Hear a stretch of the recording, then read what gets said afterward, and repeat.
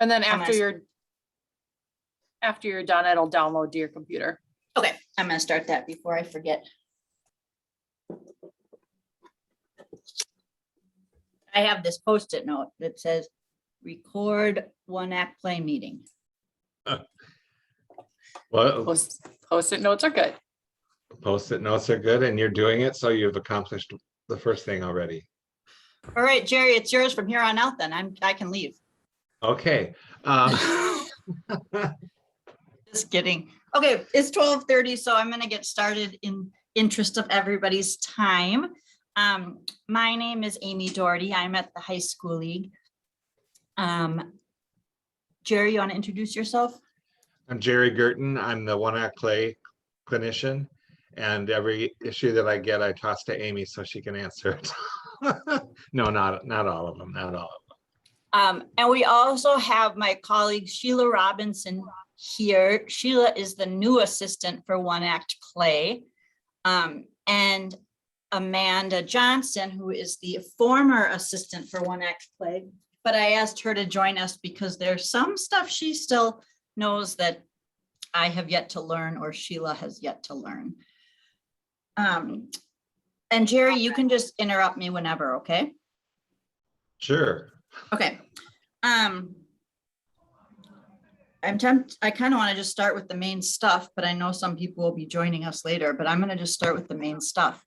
The popular question, so a lot of you have probably heard that on Saturday, we made the super difficult decision to switch state debate to virtual. And a lot of people were wondering what that means for One Act Play. It means nothing for One Act Play, honestly. State debate has been functioning this whole fall, kind of half in person, half virtually. So there's already a platform for it and everyone's used to it. In addition, we hire 65 to 70 judges out of about 90 registered judges. And they were we were losing them to quarantine. I was getting real close to the number of we wouldn't even have enough to run a state tournament. In addition, the students aren't, since it's an individual event, there's no alternates.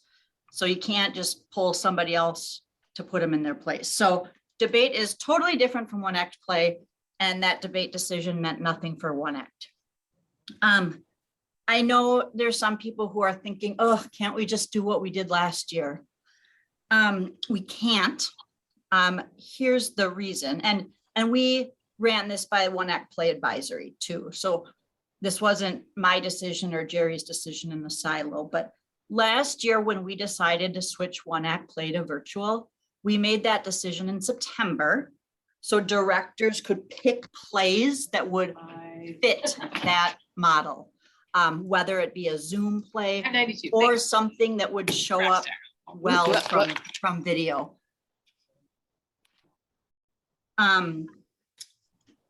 So we made that real early. In addition, we had to create that format from scratch, the uploading, downloading, all that jazz. So frankly, it's too late for this year to make that switch. We decided we were going to shoot for in-person, and just like all other activities, we're still shooting for in-person. There's a few schools who have said, well, can we just submit a video? With some discussion from advisory, we don't think the half and half would work very well.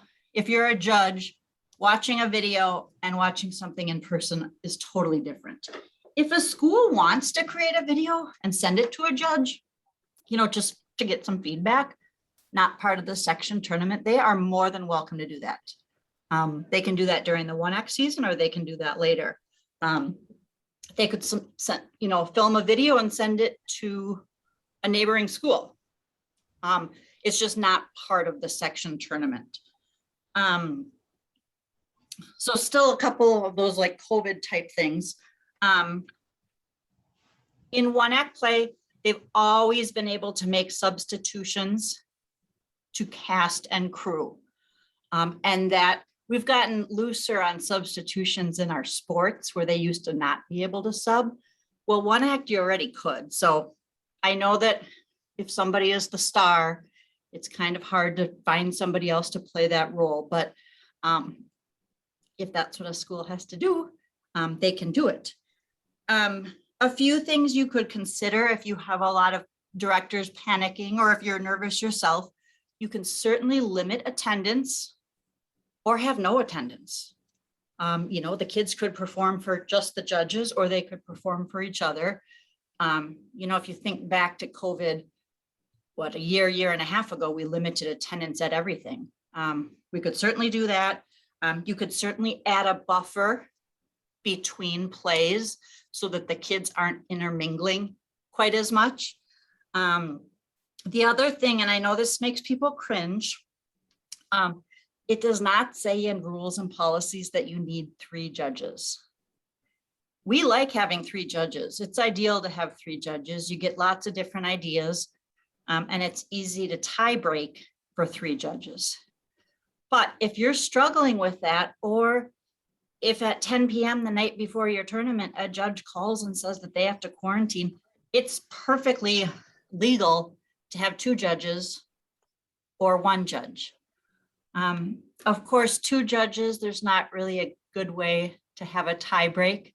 So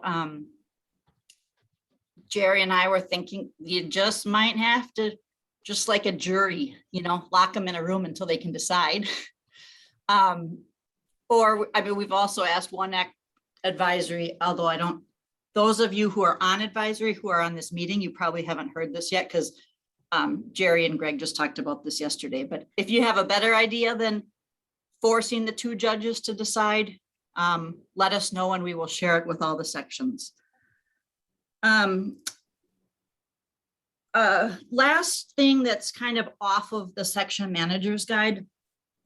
If you have a school that says they can't participate, if you don't mind just sending me an email and letting me know who that is, I would appreciate it. Here's why. If they're saying our school's not letting us participate, if they say we don't feel like it, that's fine. But if they say, oh, we really want to participate, but our school's not letting us, let me know the name. We're already following up on a couple rumors we've heard where athletic teams are still participating, but we've heard one act is not allowed to. Now, in some of those cases, those were just rumors and they weren't true. But if you have a director saying, hey, we got 20 kids and they're ready to participate and our school just said no. If the school's shutting everything down, including the basketball team, by all means, they have a right to do that. If they're not shutting down the basketball team and the gymnastics team and the wrestling team, I would not mind knowing what school that is, because, obviously in one act, they don't even have to merge with each other, but we want to make sure that participation is as fair as can be and as available as can be, whether you play hockey or whether you're crew in one act play. So just wanted to make sure I put that out there. Again, people can opt out all they want, but I'm mostly concerned if some are saying we're not allowed to participate, but all of our sports teams still are participating. Jerry, do you have anything to add about all that jazz? Just one thing about if the school decides to do a recording for their own benefit and send it to a judge or send it to a neighboring school, the directors should make sure and have permission to do that from the from like dramatists or Samuel French or whomever you're using. Last year, everybody had to do that and everybody did that. This year, when you're thinking in person and then maybe going to record, you still have to have permission to do that, even if you're only sending it to any one person or another school, like Amy said. Good add. I know Samantha has a question. If you're able to unmute and ask, go ahead. If not, you can type it in the chat. Great, thank you. So I'm a new AD, so super new to this. So maybe some of these are obvious, but that's fine. A third of you are, if it makes you feel better. Great. One possibility I had thought of, if we get to relatively intense COVID protocols, is it possible to maybe have school, perform, and then leave. So they're Yeah. not necessarily hanging around until the end of the day. That would be okay. That's Okay. an awesome question. I didn't have that on my list, but Sheila, do you mind jotting that down? Because maybe we'll send that out to all section managers. That's a super good question. They absolutely can. There's no requirement Great. that they stick I mean, around. It's fun to get to have the reveal of who wins, of course. Totally. Of course, Yeah. but if we're in a moment where we want to, mitigate.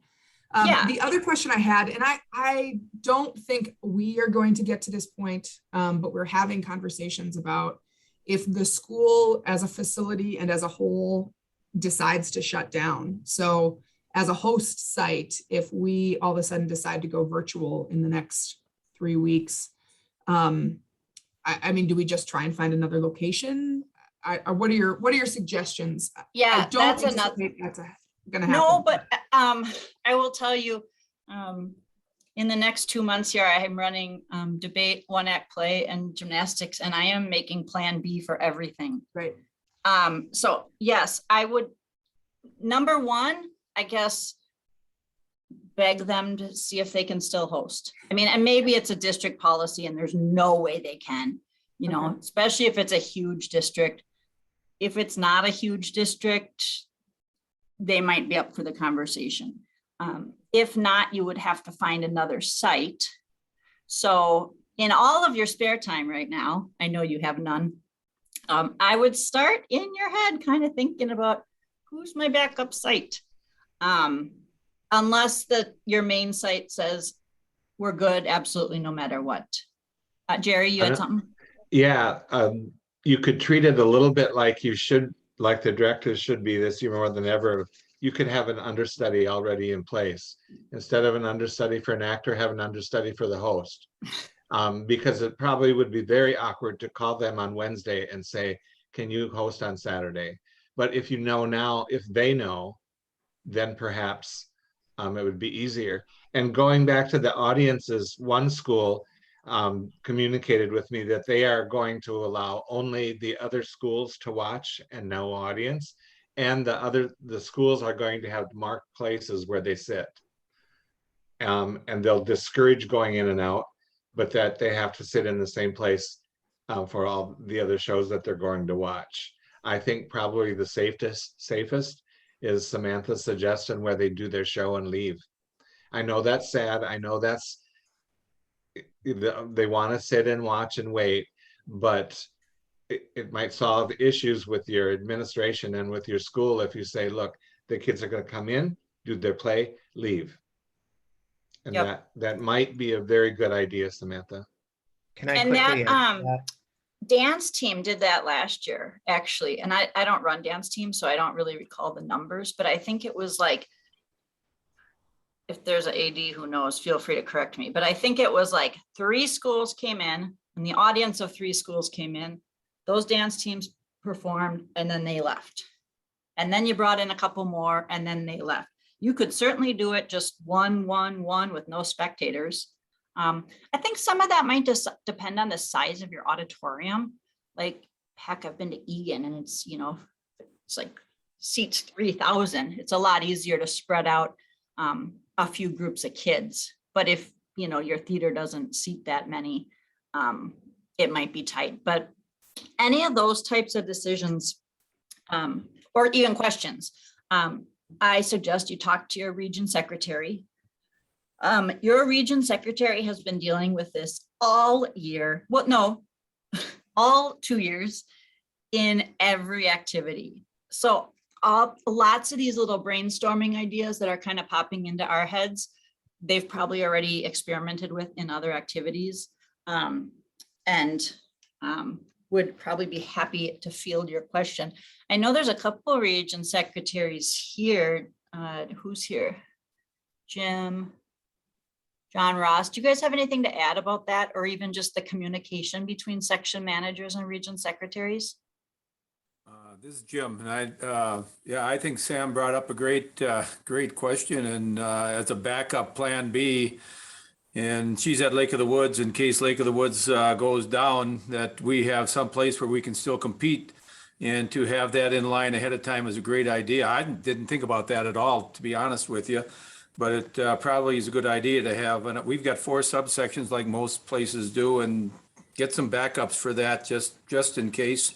So I plan on trying to get that accomplished here this week. That's a Patrick, great, did you have a question? On what you had said, Jerry, in that comment about having the school sit in the same place. They also said that they weren't going to mark who that was because you're supposed to keep that anonymous from judges.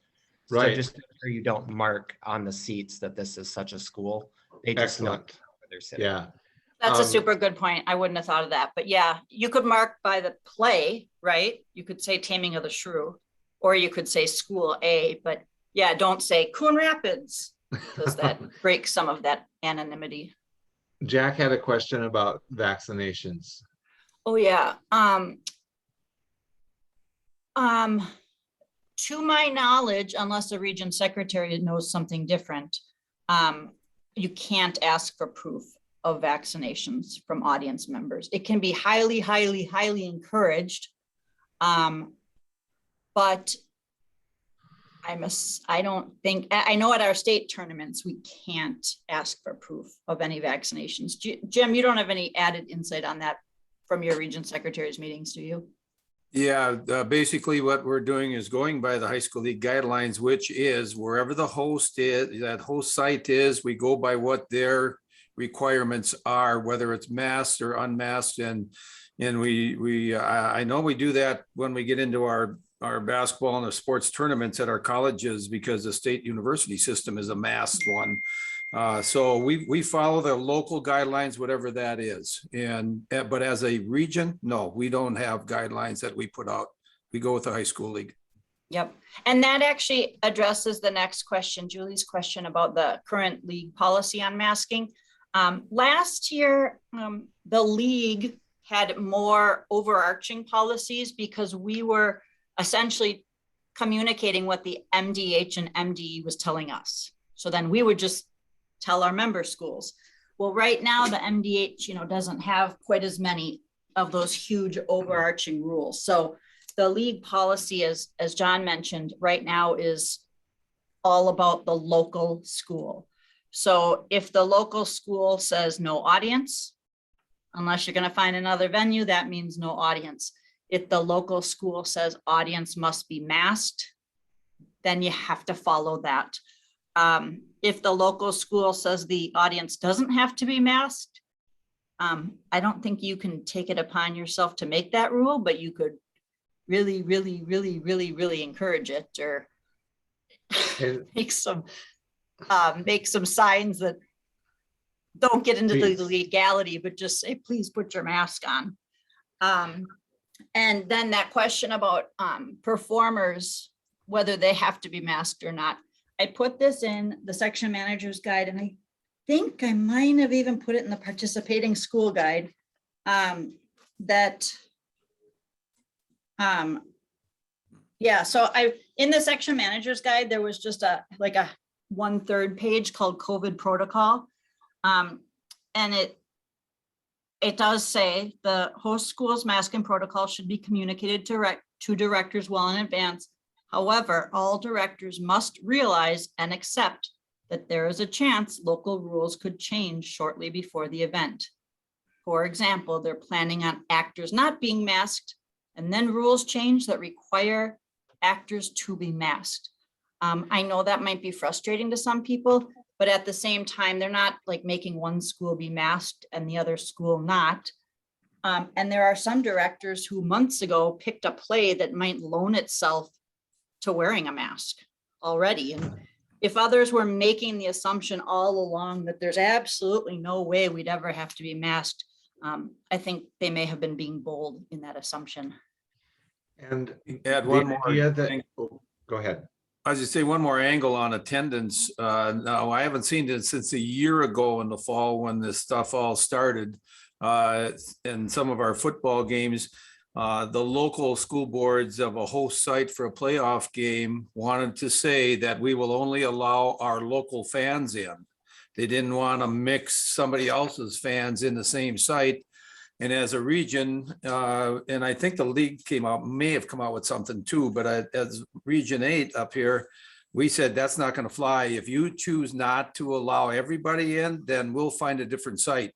You know, we're going to go to someplace else. So you probably won't see that, but like I said, it's been a year and a half since we've seen it, but it did surface at one time. Right. And let me just add a detail onto that. It's okay if they say every school can only have 10 spectators. So that, you know, they don't have to say it's a free for all versus no one. But if the host school gets to have 25 spectators, every other school should get to also. It shouldn't be only allowed for the host school. Correct. And Julie, going to the last part of your question about everyone to mask, what the host school ask everyone to mask while on stage, which is throwing directors for a loop. I think that's an overreaction simply because of this. Judges are used to people wearing masks. And if you have good projection and articulation, you can hear and understand just fine. The mumblers are going to be in trouble because the judges won't be able to like read lips. And of course, you're going to miss some facial expression. But I think that if everybody has to mask, everybody's on the same playing field, and it'll be okay. And as for somebody who loves thinking through Plan B, even though I've never directed a theater show in my life, I think if I were directing right now, I'd probably have my kids rehearse once in a while with masks on, even if that's not the rule. Just so that if the rules change 2 nights before, it doesn't throw everybody in a loop. I mean, it's a lot easier to rehearse with masks on and then take them off than go in the reverse. But again, I'm not a director, but I like thinking through all of these extra plans. And I have seen for Spotlight, and I've seen a lot of Spotlight shows where they make the mask kind of coordinate with the costume, so that if it's Belle in Sleeping Beauty, they've got a yellow mask to match her yellow dress. And I don't want to encourage people to get too clever, but a little bit like that would be fine. And you know, Amy, what you say is true about 2 days before. It could happen the day before. It could Totally. happen the morning. And that's what I've been telling people is that, you know, a lot of people, and I'm sure that the region secretaries are facing this, a lot of people want answers. They want yes or no. You can't give yes or no. All you have to do is watch the news to see that things change daily. And what might have been an okay thing in November or October, you know, we're finding out right now what happened, what people did over Christmas break. Yeah. A lot of people did not stay home, and they did not mask, and they all of a sudden, Osseo, for example, they're going online as of today, I think, until the end of January. So yeah, it can change. I have one more masking thought. Just, boy, I sure think right now, I mean, the judges are used to masks. It's not like it's anything new.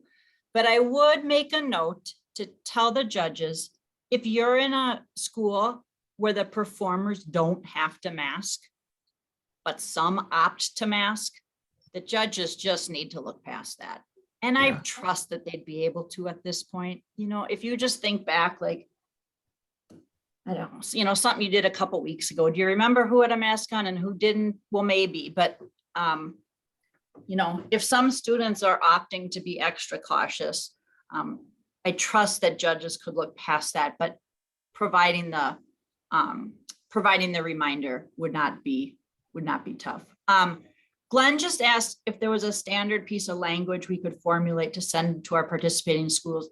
Yeah, we can do that. Sheila, will you make a note of that? I actually sent region secretaries. I got a question from one region secretary yesterday and I answered it. And then I thought, more people might want this. So I sent it to the other region secretaries and I actually used it for all my notes for today.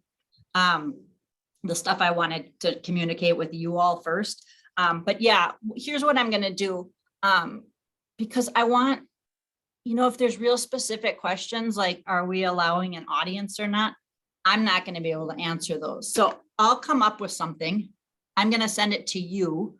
I'd love to say I'll do it this afternoon, but with state debate this weekend, I'm not promising that, but how about by tomorrow?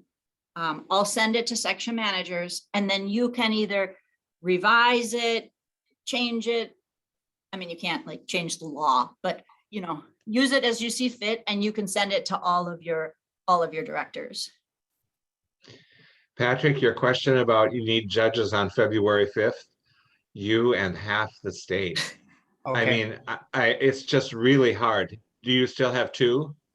I do. I wasn't sure because February 5th is sections, and so there's less judges needed if there Correct. were more available, but mine just needed to withdraw yesterday, so I don't- wasn't sure.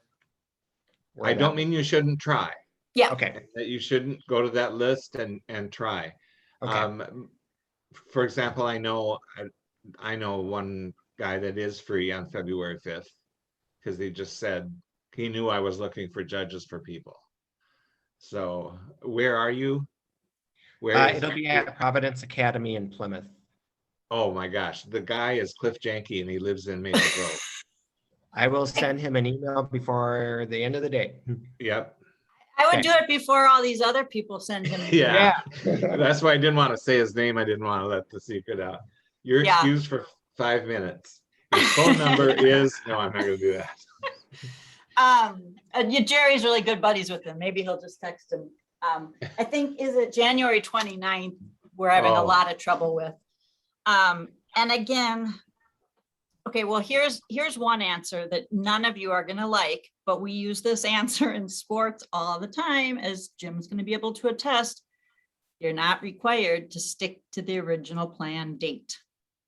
If you can't find people, you can switch dates. Now, I know in one act play, there's the tradition of almost all of you use Saturday. I think it's 3AA uses like a Wednesday night, and they have their pick of judges. I do realize it's very late in the game to be switching dates.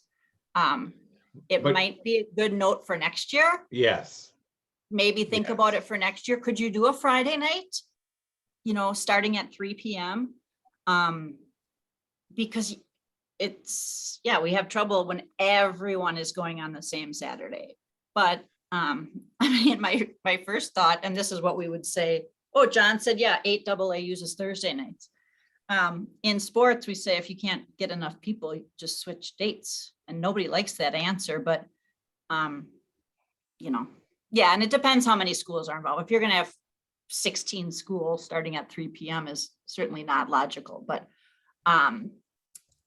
Amy, we up here in 8A, in the 4 subsections, we have one on Thursday, the 27th, one on Friday, the 28th, and 2 on Saturday, the 29th. And that's basically because we have a hard time finding judges up in this corner, and we can use multiple judges in different places that way.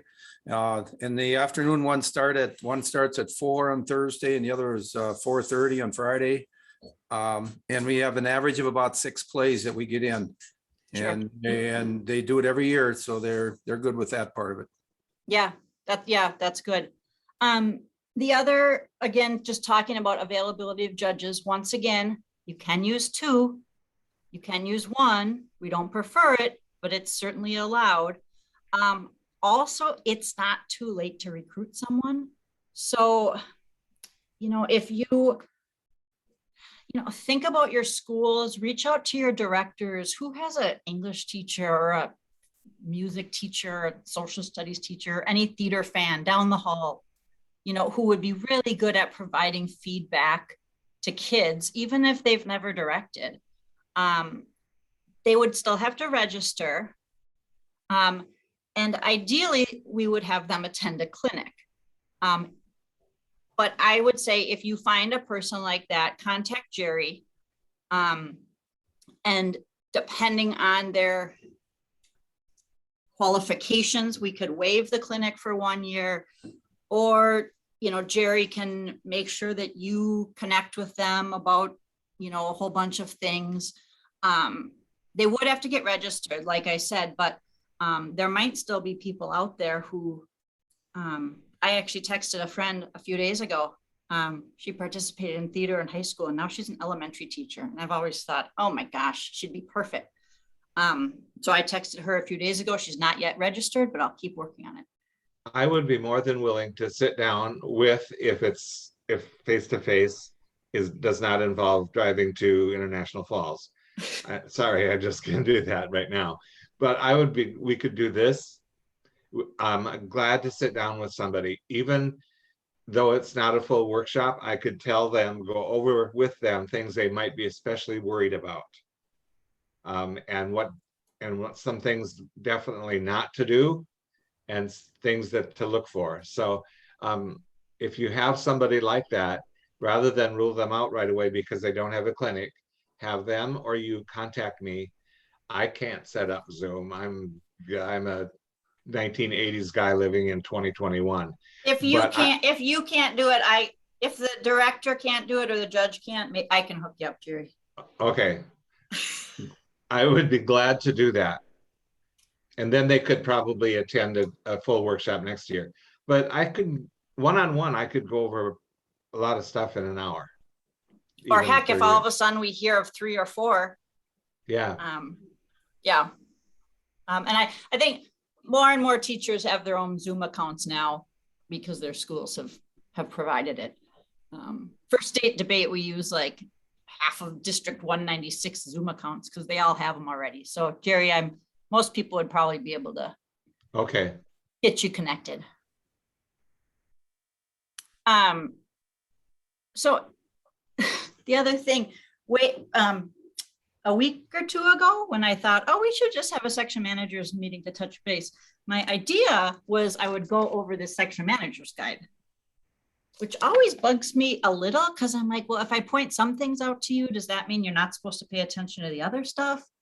And then all of a sudden we all got panicky about judges and COVID. So clearly I had a whole separate agenda, but in case it's not obvious, let me just remind you to read the section manager's guide. If you have managed sections for 30 years, still read the section manager's guide. We always joke that sometimes the very experienced people are like, when did that rule change? And Jerry says it changed 12 years ago. There's a lot of info in here. You don't have to read it all in one sitting. But answers to a lot of your questions are in here. And I'm not going to read the whole thing to you because that would take a long time. Especially important for you to deal with contest managers that are managing for the first time.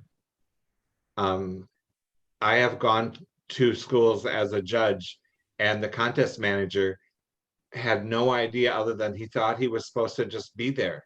He didn't have any of the forms. He didn't have any idea about judges going back and forth in and out. And it was lucky that of the 3 of us, 2 of us had, since Shep was a pup, we've been doing it. So we could help. But I think if the region secretaries, the people in charge, talk to those contest managers, again, if they say, oh, I'm first year contest manager, what do I do? If you're not comfortable with telling them, have them contact me. I can go over the basics. If they just read the one act play section on the website, a lot of it is explained there. Elise, your question about light and sound, why don't shoot me an email or Jerry if you have his email, but you should have mine and then I can send it to Jerry and he can answer that. I send all light techie questions to Jerry. Last year there was one, I didn't even know what the words were in it. So I couldn't follow. If everybody wants to know, a key to remember, you have to light the 6 areas and you have to, whatever you do, if you do it for one school, you have to do it for all of them. I've had several this year call and say, can I bring in blah, blah, blah, or can we do blah, blah, blah? And hey, I said, you have to first of all get permission from the host. And second of all, that host has to make sure everybody is treated equally. And that's where maybe section managers or section Region secretaries can come in too. Most schools are more than willing to help out in any way. But what you don't want to happen is after the contest is over, a director to come up and say, why didn't we get to use those lights? Why didn't we get to have the piano? If they're going to give it to one person, they have to give it to all of them. Not just give it, but tell them, we do have this available for you if you want.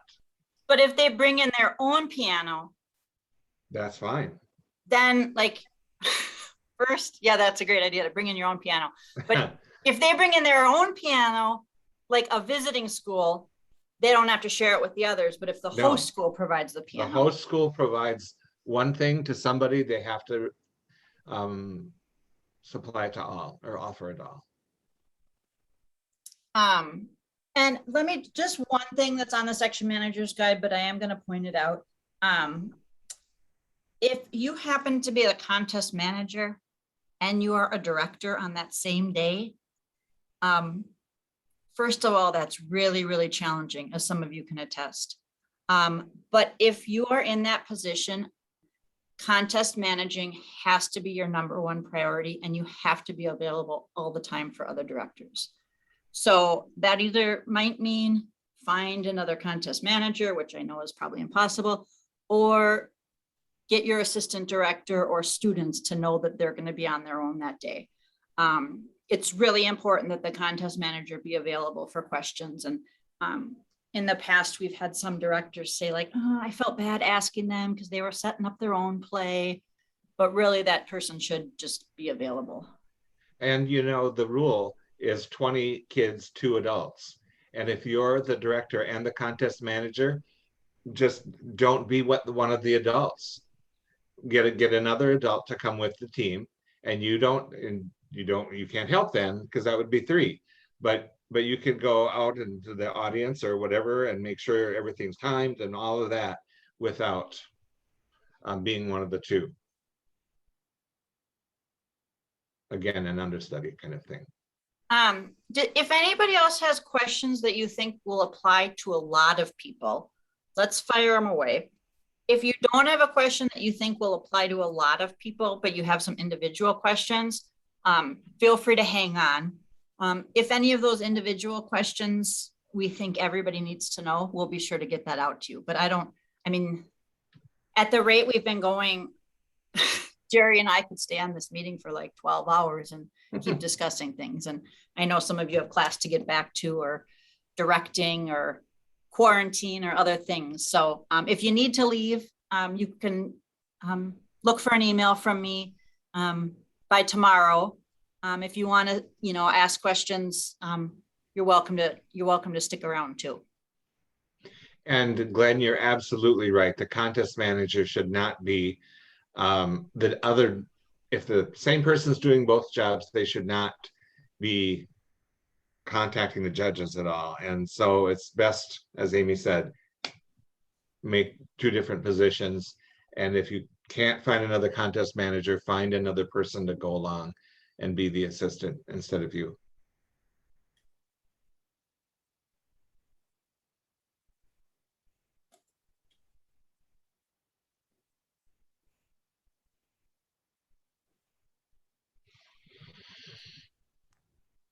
Is there a contest manager's guide on the website? I don't know if I have. Sheila, will you look to see if it's on the website? It was sent out to region secretaries and all section managers who we knew of. And we knowing of means that it got put on your name got put on the website and your email address. And then when we did send it out, we asked all those section managers to send it to all subsection managers. Sheila, let's just make a note, even though I don't think we're putting them on for other activities, let's just put it on the website for One Act Play. Okay, so, and I'll include it in the email I send again tomorrow, but the email I send again tomorrow is going to be the same list that I had about this meeting, unless there's new names on the website for us. But we'll put it on the MSHSL webpage too, the One Act Play page. John Ross, I don't know anything about the status of awards. I will look into that. Elise, you talk about a brand new space. You can't, as a host, feel guilty about saying no. You know, we want to, you know, do blah, blah, blah, can you blah, blah, blah over the requirements, minimum requirements. Don't feel bad if you say no. They know what's expected of a host school. And yes, everybody maybe asks for something, but don't feel bad if you have to say no, if this is the first year in a new space. Amy, I can answer John's question on the awards. I Oh, just good. talked this morning with Trophies Plus, because I had the same thing, questions about it at this point. And Jim down there is supposed to be calling me this afternoon, but I was told this morning that the section awards were sent to those sites like about 10 days ago. And that's why I was asking where the subsection awards are yet. The subsection awards have not been shipped yet as of 12 o'clock today. So look for them here probably next week sometime. But like I said, Jim from Trophies Plus supposed to call me this afternoon.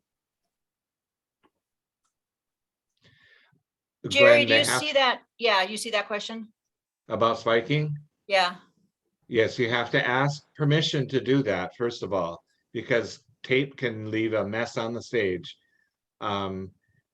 But it has to be done before in your 10 minutes before.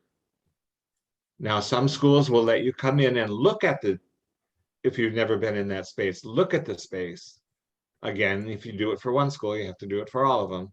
But to actually spike, if you're going to do any of that, first of all, spiking is putting tape down on the floor for set pieces. And when you only have 10 minutes, there's really no time to spike, because you're spiking it and the advantage where most people use that, Samantha, is in a full-length show where they have 4 or 5 different sets. And then when they change from one set to another, then boom, the table goes on the blue tape. Same way with curtains. Somebody a couple of years ago, I think, well, it had to be at least a couple of years ago, wanted to do things to the curtains at St. Kate's, like put tape on the curtains, even in their 10 minutes. No, you can't. You can ask, but at St. Kate's, they said, no, you can't tape on a curtain, and it leaves sticky stuff.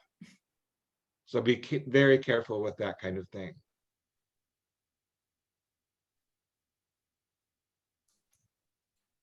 I'm proud that I knew the answer to what is spiking. I was like, I think it's putting tape down, but we'll let Jerry take it. It's a very violent term for putting tape down. Well, like striking. Ah! I had a little story to fill a blank here.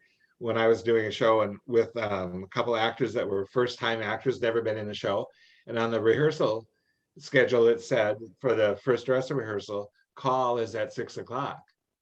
And so as I was looking around, I noticed this one kid wasn't there. He wasn't there, wasn't there. Pretty soon somebody said, Jerry, you've got a phone call from Ben. And I took the phone and I said, Ben, where are you? And he said, well, the schedule said 6 o'clock call. So that's what I'm doing. So contest managers, same thing. Sometimes they don't know, with no fault of their own, they don't know a term. That's one of my favorite stories. Glenn's question about headsets, can schools travel with those? I assume yes, right? As long as the school's providing their own. Yes, if the And- host school has a way to hook them up. Yeah, and it would not be the host school's responsibility. Right. Or You'd like have to if have the to host ask school's them. technology goes down and you're relying on it, Yeah. Or some schools, and I'm sure you out there know the schools you're going to, some schools do not have a sound system that you can just plug your headsets in and have them work. Battery operated, whatever, but your responsibility. If if a host school uses their own comm system for their show, they need to make it available for everyone. Would that be also the case? Like if they are, I would say yes, but I'm not, but again, most schools are kind and helpful, and yes, they would let you do it. Other schools might put up a fuss. Yeah. So ask beforehand. Don't wait to ask till you get there. Beforehand, say, what is your sound system and what may we use?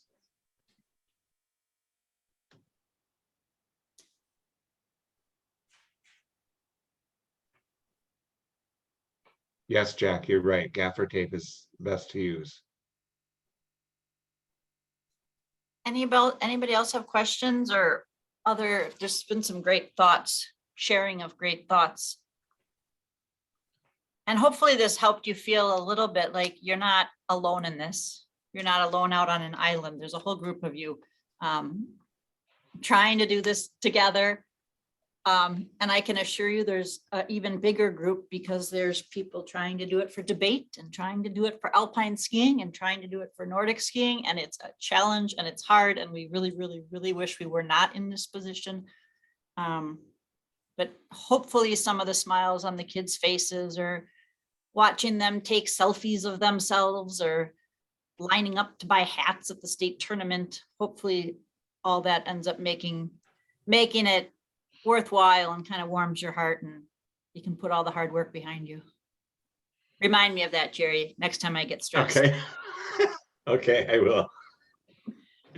It's true though. You got a letter last year about a girl, the student that came home to her, went home, and at the dinner table, she was like a whole new person. We're going to do a one act.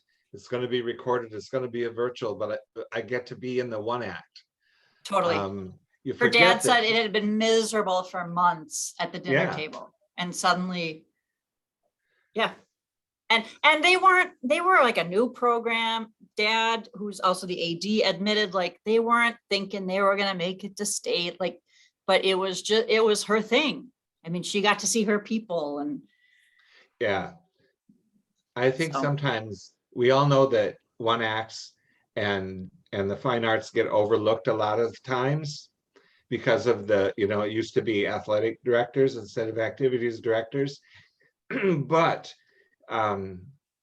it's so important to those kids. It's just as important as the starting center on a basketball team. I get to be, I'm a tree, but I get to be in the one act. And that's important.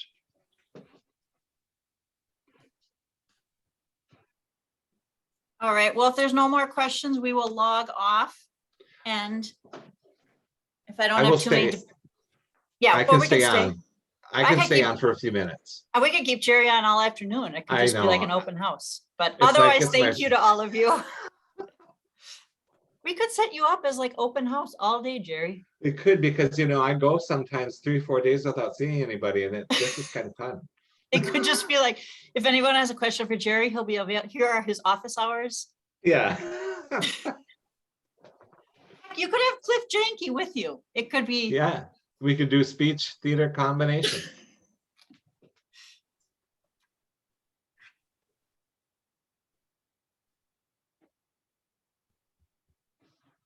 So I do have one quick question. Sure. I just tried recruiting a new judge and she's willing to do it. So how do I get her to register and do all of that stuff? If she goes, first thing to register, if you go to the MSHSO webpage, near the top, actually, this just changed. It says like sports and activities, schools, tournaments. It says, who are you?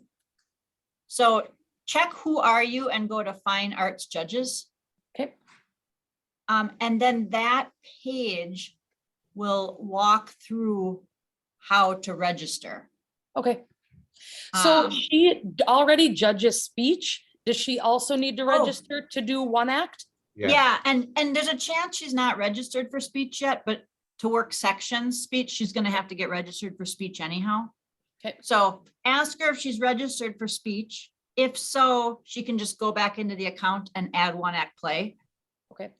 If she's not, tell her she's gonna have to do it for speech anyhow, so she might as well do it for one act play also. And And- then you can touch base with Jerry about her qualification. or Yeah, maybe well, one- Kate, the test has some pretty specific questions on it. Okay, And that a person that hasn't seen the tests, obviously, or hasn't judged one act before, the questions might seem really esoteric and like, whoa, what's that mean? They can't have an animal dead or alive on stage? What's that mean? It means you can't have an animal dead or alive on stage. So make sure, like I said, I'm more than willing to sit and talk to especially a new judge that doesn't have time or the availability to go to a meeting okay, or a clinic. okay. And I was the one that asked about the manager's guide. I do have one, but it's old. So I'm like, I should probably get an updated one. So thank you for putting it on the site. I was searching as you're talking about it, but couldn't find it. So.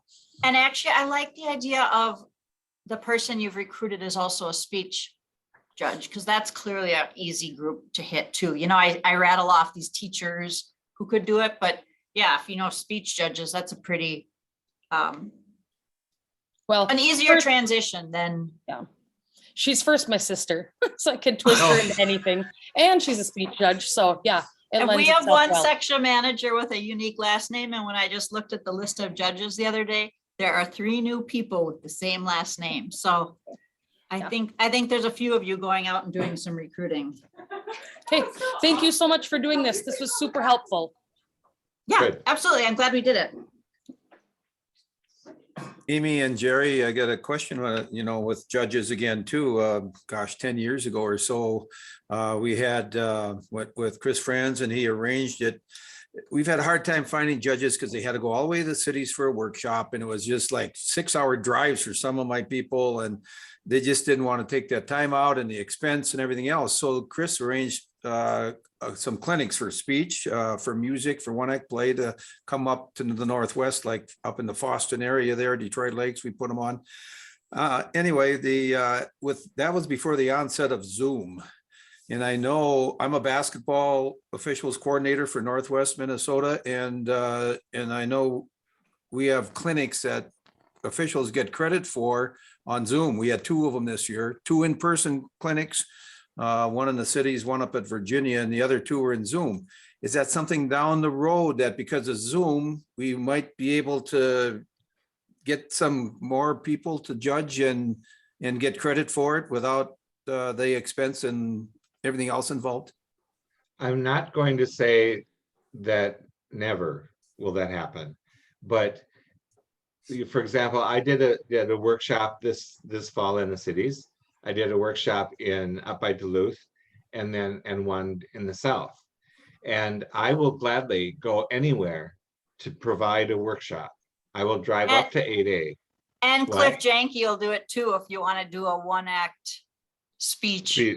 I know Cliff has 4 workshops in the next couple of weeks for speech all over the state. Yeah. And the reason, Jim, and as much as I appreciate the technology of Zoom, is that it's theater and speech are communication in person kind of things.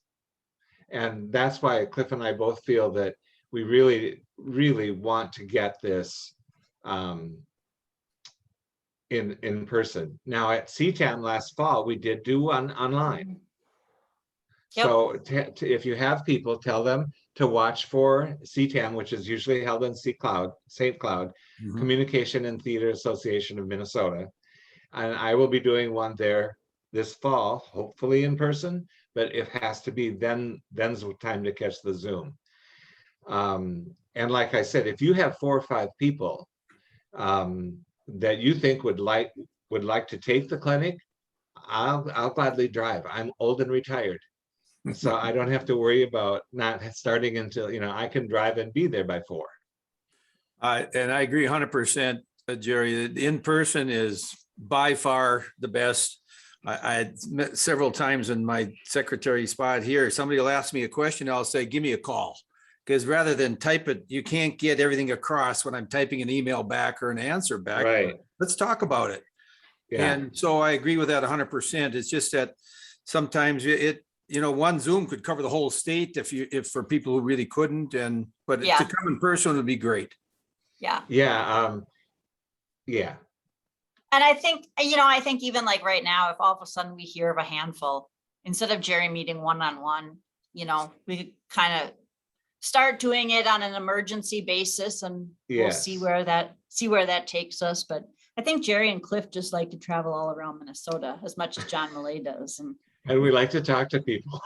if somebody says, will you come to War Road? And they're like, yeah, when do you want me? That's one of mine. And they say that never hire a retired teacher to do a workshop in person because they'll talk for 50 to 60 minutes like a class. I'm probably guilty of that. And you know what? But you cover all the bases doing that too. Yeah. And you're accessible to everybody with any type of question.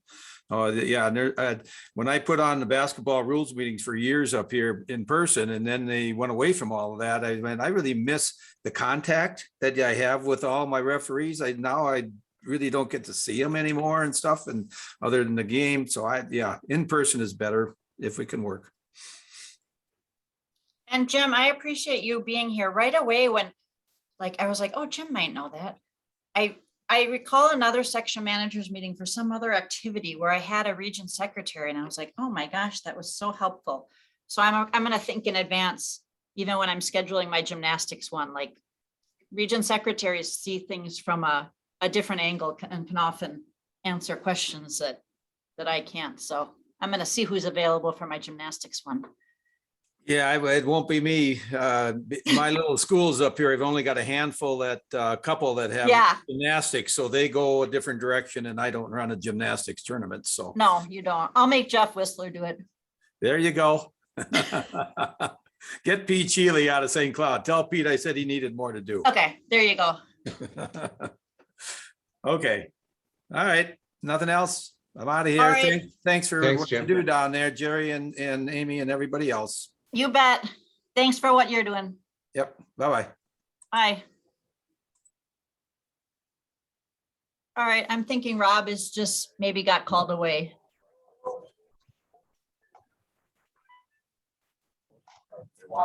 Amy, I think you'll have to print out the chat off of here. Oh, yeah, 'cause you're good the idea. host. Thank you. Yeah. Yeah. Okay.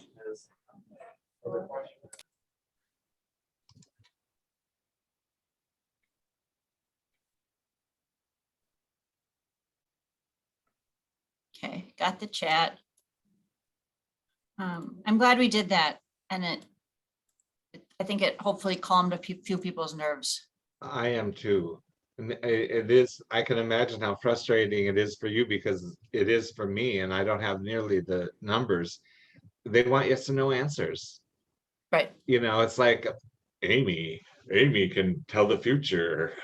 Amy will know what's going